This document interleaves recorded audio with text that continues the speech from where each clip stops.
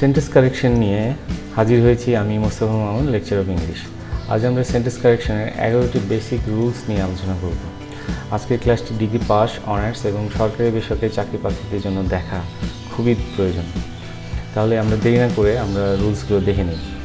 Rule number 1, several, many, few, most, more, these, those, a number of, a lot of অথবা lots of, hundreds of, millions of, এই সমস্ত ডিটারমিনারের পরে নাউনের plural form হবে এবং ভার্বের বেস ফর্ম বসবে।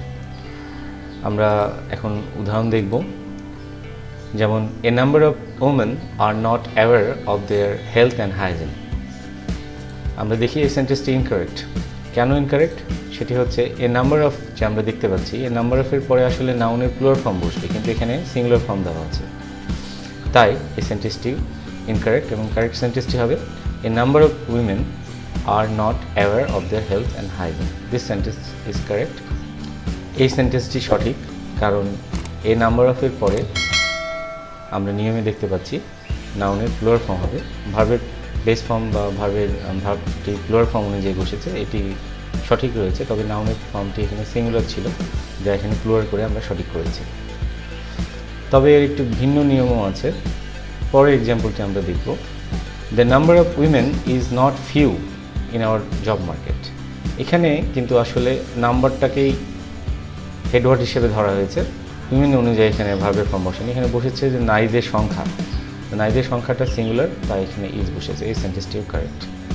পুরো সেন্টেন্সটির অর্থ হলো the number of women is not few in our job market, অর্থাৎ নারীদের সংখ্যা আমাদের চাকরির বাজারে একদমই কম নেই। এই সেন্টেন্সটি সঠিক। Rule number 2, each, every, many and, this, that, little, much. এরপরে নাউনের সিঙ্গুলার ফর্ম হবে, ভার্বটিও সিঙ্গুলার অনুযায়ী বসবে, অর্থাৎ ভার্বের সাথে এস বা ইয়েস বা ইয়েস এর ব্যবহার হয়ে থাকে। Example, every citizens have equal rights. This sentence is actually incorrect. এই সেন্টেন্সটি সঠিক নয়, কারণ হচ্ছে আমরা উপরে যে নিয়মটা দেখেছি সেখানে every, each, many and, this, that, little, মাচের পর নাউনের সিঙ্গুলার ফর্ম বসবে, কিন্তু আমরা এখানে দেখতে পাচ্ছি সিটিজেনের প্লুরাল ফর্ম আছে, সুতরাং দিস ইজ নট কারেক্ট। এটা হবে এভরি সিটিজেন। আর সিটিজেন থার্ড পারসন সিঙ্গুলার হলে আমাদের এখানে বলা হয়েছে ভার্বেরও সিঙ্গুলার ফর্ম হবে, অথবা এস বা ইয়েস বা আইএস। আমরা খেয়াল করে দেখছি যে হ্যাভের সাথে এস নেই, হ্যাজের সাথে এস আছে, সুতরাং সিঙ্গুলার হলে ভার্বের সাথে হ্যাভ হবে না, হ্যাজ হবে। অর্থাৎ every citizen has equal rights, মানে হচ্ছে প্রত্যেকটা নাগরিকের সমান অধিকার আছে। This sentence is correct. আরেকটি উদাহরণ আমরা দেখব, লেখা আছে many are students are spending time at home. এই সেন্টেন্সটি ইনকারেক্ট, কারণ এখানে মেনি এর পরে নাউনটি আসলে সিঙ্গুলার ফর্ম বসবে, প্লুরাল ফর্ম বসবে না। তাহলে আমাদের সঠিক উত্তরটি হচ্ছে মেনি স্টুডেন্ট। আর যেহেতু এটা সিঙ্গুলার ফর্মে নাউনটি আছে, ভার্বটিও তাই ইজ হয়েছে, ভার্বটিও তাই আর এর পরিবর্তে ইজ হয়েছে। তাহলে কারেক্ট অ্যান্সারটি হলো many student is spending time at home. Rule number 3, আমরা এখানে দেখতে পাচ্ছি যে the positive of one is one's, অর্থাৎ ওয়ান যে প্রোনাউন আছে তার পজিটিভ ফর্ম হচ্ছে ওয়ান্স। আবার আমরা দেখতে পাচ্ছি the positive of everyone, everybody, someone, somebody is or her. তাহলে এখানে যে এভরিওয়ান, এভরিবডি, সামবডি, সামওয়ান আছে তার পজিটিভ প্রোনাউন আবার হবে হিজ বা হার। আমরা এক্সাম্পল দেখব, one should do his duty. This sentence is incorrect, কারণ হলো যে এখানে ওয়ানের প্রোনাউন হিজ দেওয়া আছে, আসলে এটি হিজ হবে না, এটা হবে ওয়ান্স। তাহলে কারেক্ট অ্যান্সারটি হলো one should do one's duty. This sentence is correct. আর another example, everyone should do one's duty. প্রত্যেকেরই তার নিজ নিজ দায়িত্ব পালন করা উচিত। এখানে আমাদের মনে হচ্ছে এভরিওয়ানের প্রোনাউন ওয়ান্স হবে, আসলে এই সেন্টেন্সটি ইনকারেক্ট। এখানে আসলে ওয়ান্স হবে না, এই জায়গায় হবে হিজ বা হার। কারেক্ট অ্যান্সারটি দাঁড়ালো everyone should do his her duty. এখানে হিজ অথবা হার যে কোনো একটি ব্যবহার করলেই সেন্টেন্সটি কারেক্ট হবে। রুল নাম্বার 4, এখানে আমরা দুইটি আরও নিয়ম দেখতে পাচ্ছি, যেখানে লেখা আছে দিস, দ্যাট, লিটল, মাচ এরপরে নাউনের সিঙ্গুলার ফর্ম হবে, এবং দিস, দোজ, ফিউ, মেনি এরপরে নাউনের প্লুরাল ফর্ম হবে। Example, the police are investigating this case. এখানে এই সেন্টেন্সটি কারেক্ট নয়, কারণ হচ্ছে এখানে দিস ব্যবহার করা হয়েছে, অর্থাৎ এই সেন্টেন্সে দিস ব্যবহারের পরে নাউনের সিঙ্গুলার ফর্ম আছে। আর আমরা জানি যে নাউনের সিঙ্গুলার ফর্ম যদি থাকে তাহলে তার আগে দিস হবে না, হবে দিস। তাহলে কারেক্ট সেন্টেন্সটি হবে, আসলে ভুলটি এখানেই আছে, কারেক্ট সেন্টেন্সটি হবে the police are investigating this case, অর্থাৎ পুলিশ এই মামলাটি তদন্ত করছে। এই সেন্টেন্সটি কারেক্ট। আরেকটি উদাহরণ দেখব, there is few water in the river. এই সেন্টেন্সটি সঠিক নয়, কারণ এখানে আমরা জেনেছি যে ফিউ এর পরে নাউনটি প্লুরাল হবে, আর আমরা জানি ওয়াটার কখনো প্লুরাল হয় না। সুতরাং আমরা তাহলে সিঙ্গুলারের ক্ষেত্রে এখানে কম বোঝাতে আমরা ফিউ এর পরিবর্তে আমরা বসাবো লিটল। তাহলে কী হবে, there is little water in the river. This sentence is correct. এরপরের রুল দেখতে পাচ্ছি লেখা আছে determiner plus noun 1 plus preposition plus determiner plus noun 2 plus verb as noun 1, অর্থাৎ ভার্বটি 1 নম্বর নাউন অনুযায়ী বসবে, অর্থাৎ প্রথমে যে নাউনটা আছে সে অনুযায়ী বসবে। যদি আমাদের ফর্মুলাটি এরকম থাকে যে determiner plus noun plus preposition plus determiner plus noun 2, তাহলে সেক্ষেত্রে দুটি নাউন থাকলে তাহলে প্রথম নাউন অনুযায়ী ভার্বের ফর্ম বসবে। Example, the mangoes of our country is very sweet and squashy. আমাদের দেশের আম খুব মিষ্টি এবং রসালো, এটা বোঝাতে চেয়েছি। আসলে এই সেন্টেন্সটি কারেক্ট নয়, কারণ এই সেন্টেন্সে ভার্বটি প্রথম নাউন ম্যাঙ্গোজ অনুযায়ী বসবে, দ্বিতীয় নাউন কান্ট্রি অনুযায়ী বসবে না। তো কারেক্ট সেন্টেন্সটি হবে the mangoes of our country are, অর্থাৎ ম্যাঙ্গোজ অনুযায়ী বসছে, very sweet and squashy. This sentence is correct. আরেকটি উদাহরণ দেখব আমরা, the quality of some mangoes are not up to the mark.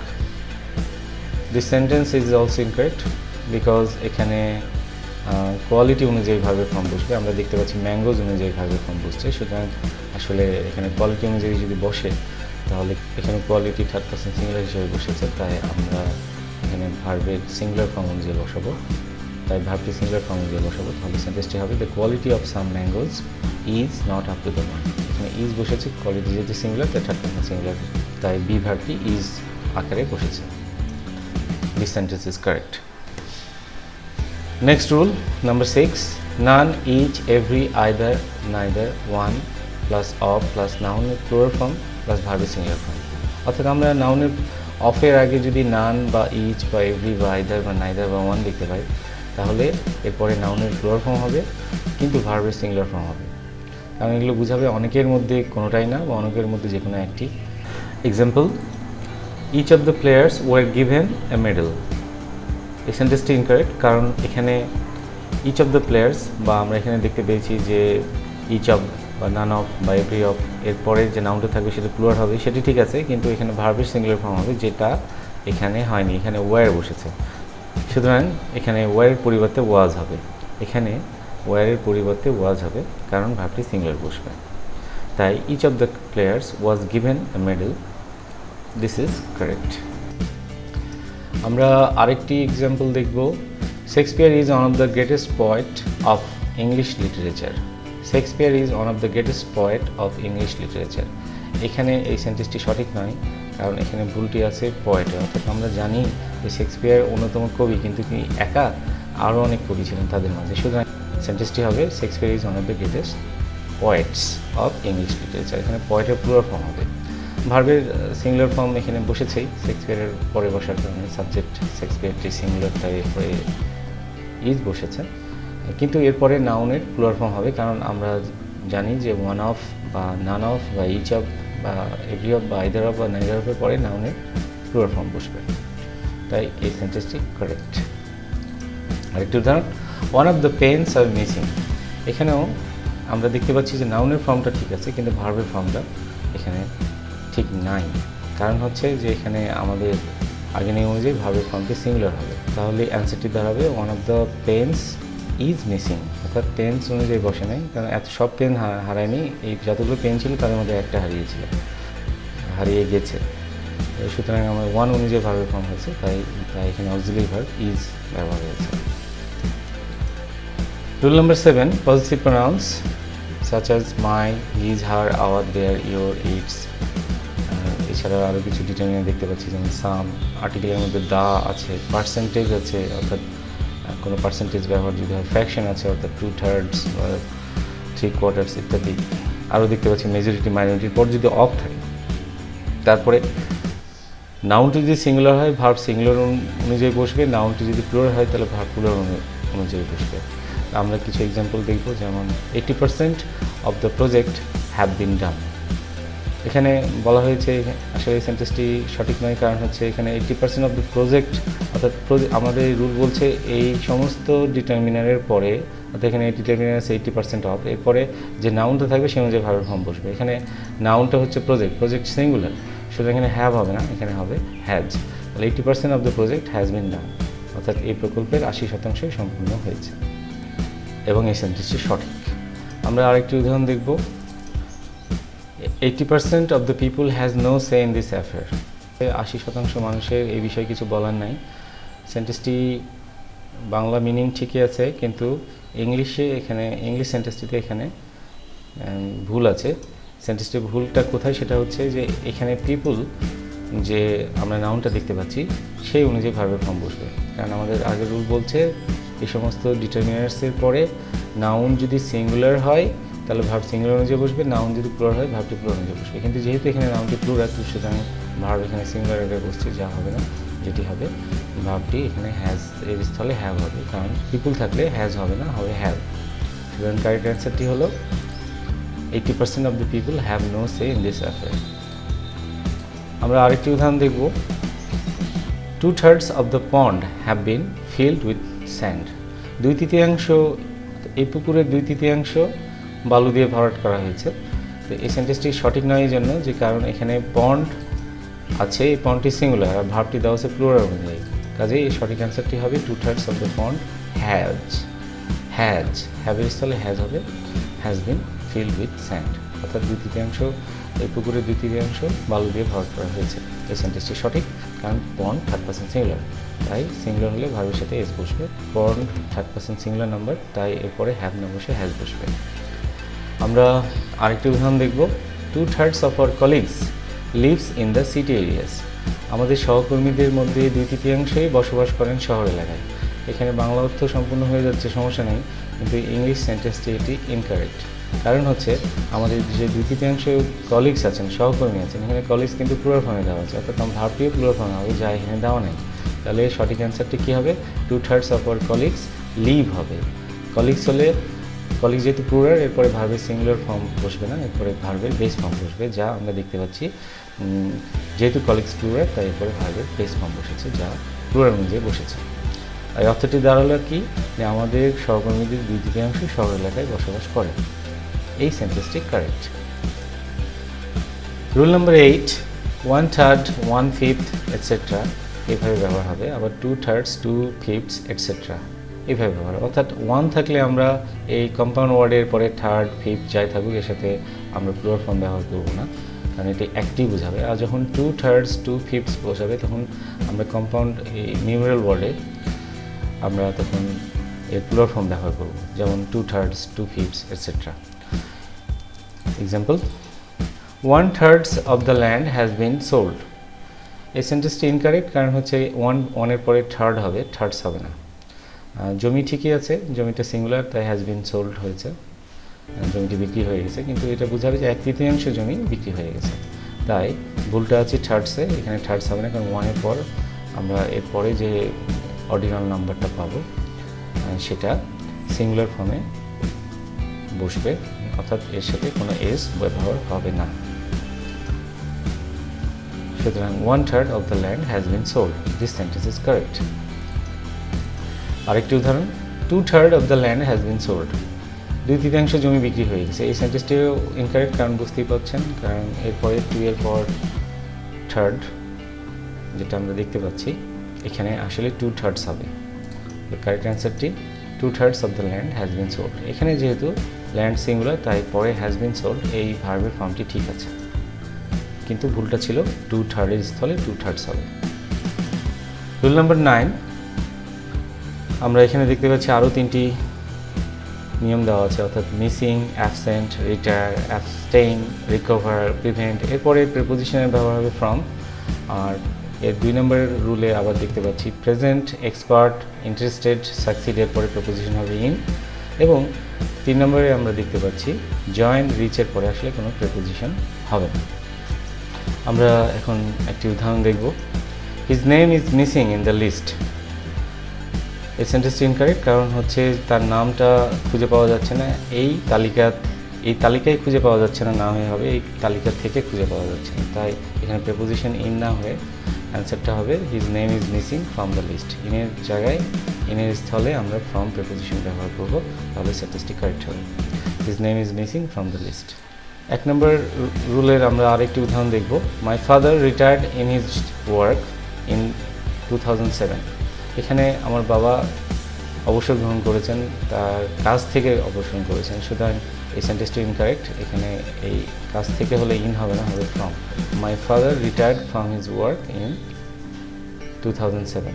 রিটায়ার্ডের পর প্রিপোজিশন ফ্রম হয়েছে এবং এই সেন্টেন্সটি কারেক্ট। আমরা এবার এই রুল নাম্বার 9-এর 2 নম্বর রুল থেকে একটি উদাহরণ দেখব। যেমন around 50 students are present from the class.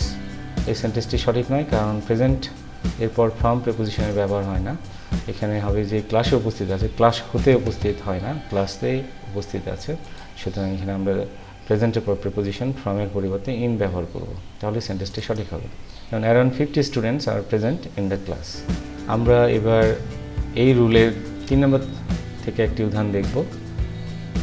My elder brother joined in the police in 2005। আমার বড় ভাই পুলিশ বাহিনীতে যোগদান করেছেন 2005 সালে। এখানে জয়েনের পর আপাত দৃষ্টিতে মনে হচ্ছে যে ইন দ্য পুলিশ, ঠিক আছে পুলিশ বাহিনীতে, কিন্তু আসলে এই সেন্টেন্সটি কারেক্ট নয় কারণ ইংলিশ সেন্টেন্সে জয়েনের পরে কোনো প্রিপোজিশন ব্যবহার হয় না। সুতরাং কারেক্ট সেন্টেন্সটি হবে my elder brother joined the police in 2005। সুতরাং জয়েনের পরে ইন এর ব্যবহার আমরা করব না, সরাসরি কোথায় যোগদান করেছেন সেটি উল্লেখ করে দেবো, the police, join the police.